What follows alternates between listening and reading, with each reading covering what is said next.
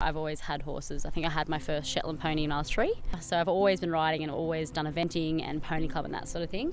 And I was out one day doing fitness work when we just finished our workout and he tripped. And because there wasn't much speed or momentum going when I hit the deck, I hit it quite hard. And I realised when I went to sit up that there was something definitely wrong. And I remember that feeling because I remember I don't feel like I should be walking. I don't really remember much after that.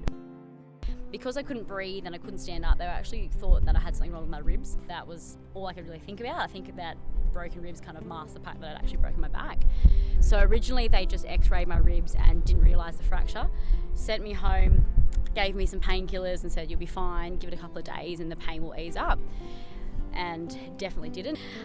It was about 4 weeks later that I got a call from the hospital to say that they'd actually reviewed the emergency room x-rays and told me that they actually did find a fracture in my back and that I shouldn't be riding at all. It was really horrible. I had a back brace. I did a lot of physiotherapy. I was getting acupuncture, I was getting massages.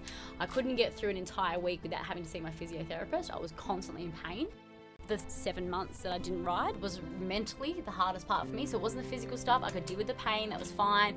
I didn't mind having to, have my mum dress myself for a couple of weeks. Like, it was really difficult to deal with that stuff, but it was okay. It wasn't that bad.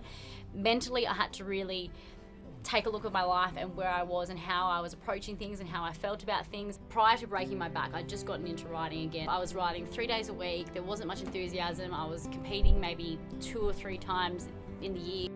And having me stop riding and actually physically not being able to just go and get on whenever I wanted completely made me turn my life around. And ever since then, the way that I've lived and everything that I've done is because I appreciate everything that I've got now rather than before when I really didn't. You just have to learn to appreciate and really love what you're doing.